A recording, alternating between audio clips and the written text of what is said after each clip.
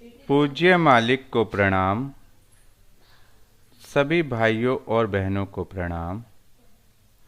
नियति का निर्माण श्रृंखला में आज हम अध्याय 8 ध्यान, योग एवं न्यूरोसाइंस पढ़ते हैं।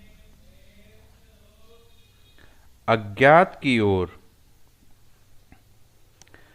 प्राणाहुति की वजह से हम अपने अभ्यास के बिल्कुल शुरुआत में ही ध्यान में गहरे जा पाते हैं और आंतरिक दशा में गहनता से डूब पाते हैं। इसे संस्कृत में समाधि कहा गया है। योग में हर कोई इस दशा का आकांक्षी है।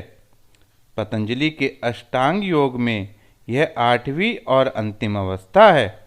योग सूत्र में पतंजलि ने समाधि के प्रथम स्तर को पाषाण तुल्य चेतना बताया है, जहाँ हम जो कुछ हो रहा है उससे अनभिज्ञ रहते हैं, क्योंकि मन के ऐसे भागों में पहुँच गए हैं जो जागरूकता से परे है।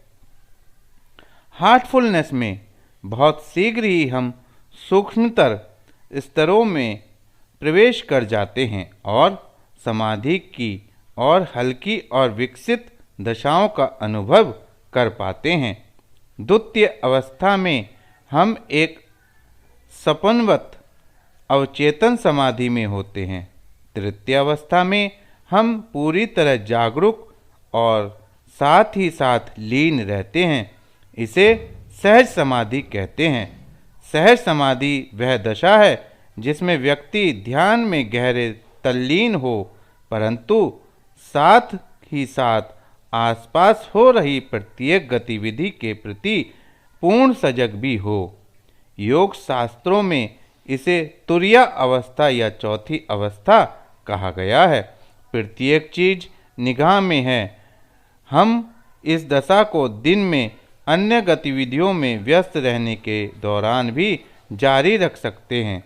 हम एक ही साथ अपने काम, चारों ओर के वातावरण, टीवी, बाहर होने वाली घटनाओं आदि पर केंद्रित हैं और इसके बाद भी अपने आंतरिक आध्यात्मिक दशा, प्राणाहुति, भीतर मौजूद दशा, आगे आने वाली दशा, भीतर उठने वाले विचार और आगे की योजना भी जुड़े हुए हैं। हम एक ही क्षण में वे सारी चीज़ें देखते हुए भी शांत बने रहते हैं।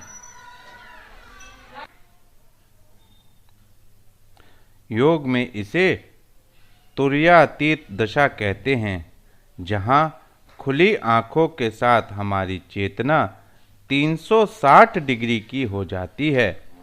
उसमें किसी विशेष वस्तु पर ध्यान केंद्रित करने की जरूरत नहीं रह जाती।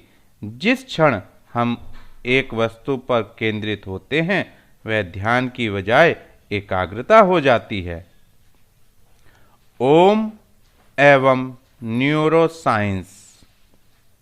हम इन विभिन्न अवस्थाओं को योग व न्यूरोसाइंस दोनों ही दृष्टिकोण से समझ सकते हैं। योग में ओम सृष्टि के निर्माण के समय से प्रकट मूल ध्वनि है और वह मूल ध्वनि अब भी आत्मा की सहज स्मृति में विद्यमान है। यह शब्द ए, आकार से शब्द उ, उपकार से होकर मैं, मकार और अंततः मैं के बाद आने वाला खालीपन है। यह मैं के बाद आने वाले ध्वनि रहित ध्वनि है, जो हमें निर्वायतः ग्रहण करना चाहिए, अनिवार्यतः ग्रहण करना चाहिए। ये शब्द और इसके बाद आने वाला निशब्द अत्यधिक महत्वपूर्ण है, क्योंकि ओम शब्द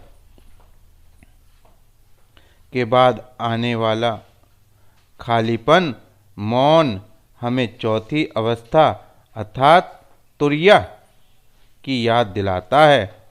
चेतना की ये दशाएं हम सभी प्रतिदिन अनुभव करते हैं और इन्हें ईईजी मशीन पर मापा जा सकता है। ये एक सजग जागृत दशाएं उच्चतर आवृत्ति की मानसिक तरंग के रूप में पहचानी जाती हैं। गामा तरंगे 31 120 हर्ट्ज तक बनती हैं जब हम सीखने और समस्या हल करने की गतिविधियों में सक्रिय होते हैं। बीटा तरंगे 30 हर्ट्ज तक होती हैं जब हम बातचीत और अन्य गतिविधियों में सक्रिय होते हैं। अल्फा तरंगे 8 से 12 हर्ट्ज तक बनती हैं जब हम तनाव मुक्त मननपूर्ण खूबसूरत संगीत में डूबे हुए हों या ध्यान करना शुरू कर रहे होते हैं। नंबर 2, स्वप्न की दशा थीटा तरंगों से पहचानी जाती है। 4 से 7 हर्ट्ज और तब बनती हैं जब हम नींद महसूस कर रहे हों और सुप्तावस्था या सपनों में जा रहे हों।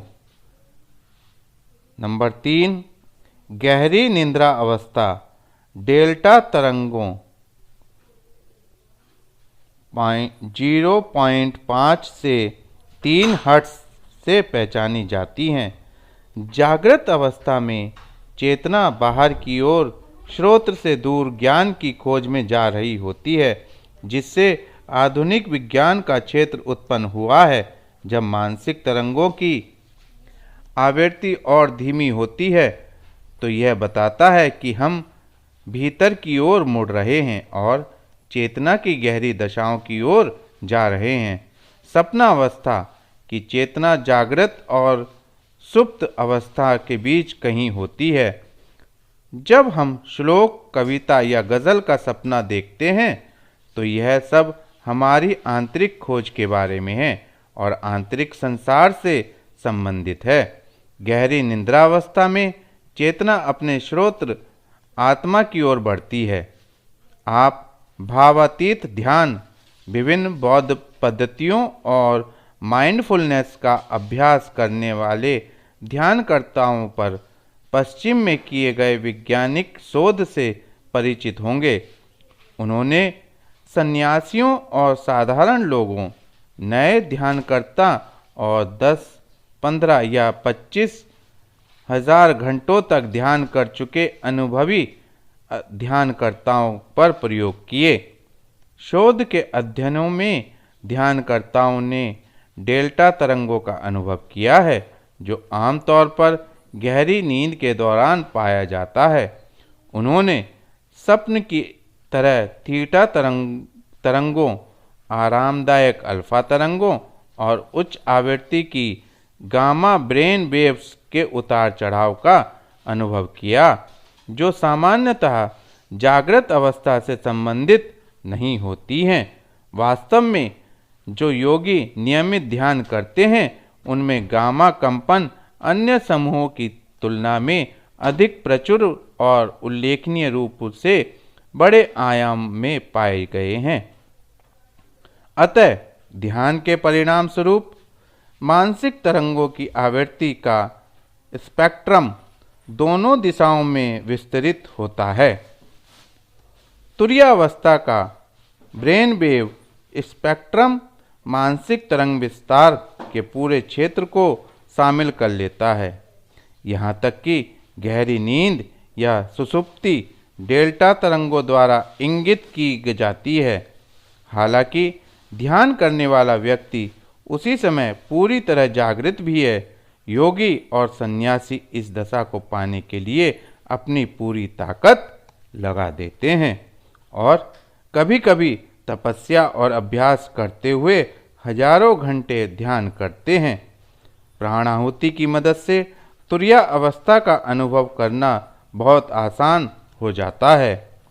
यदि आपने अपने जीवन में कभी भी ध्यान न किया हो, तब भी आप प्राणाहुति के साथ हार्टफुलनेस ध्यान का अनुभव करते हैं, तो आपकी चेतना एक भिन्न स्तर पर खुलती है, जिसमें फैलाव पाकर आप तुरीय अवस्था में प्रवेश पा जाते हैं। यद्यपि आपका शरीर पूरी तरह रिलैक्स या आराम में होता है, आपका मन चीज़ें समझता है, आप सो नहीं रहे हैं, परंतु आप इतनी आरामदायक अवस्था में होते हैं कि यह गहरी नींद के समान स्फूर्तिदायक हो जाती है। यह वास्तविक तुरीय अवस्था है। और फिर हम सीखते हैं कि आंखें खुली रखते हुए इस दशा को अपने दैनिक जीवन में कैसे बाहर लाना है। हम तुरीय अवस्था को पार कर तुरीयातीत अवस्था में आ जाते हैं।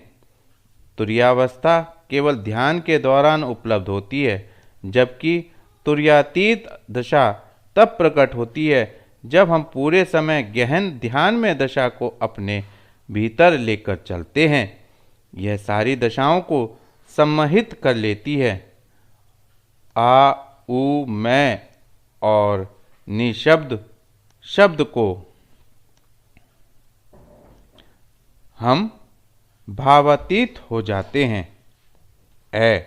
यानी बाहरी जागृत दशा से ऊ यानी आंतरिक स्वप्न जैसी दशा को, मैं यानी गहरी निद्रा अवस्था की दशा सुषुप्ति को, तुरीय अवस्था के निशब्द मौन को और अंततः तुरीयातीत दशा को। इसलिए यद्यपि सक्रिय होकर नियमित रूप से ध्यान करना अच्छा है, परंतु पूरे समय ध्यान में दशा में बने रहना और भी अच्छा है। हम प्रत्येक सुबह सक्रिय रूप से ध्यान कर रहे हैं और दिन भर ध्यान की इसी अवस्था में सक्रिय रहते हैं।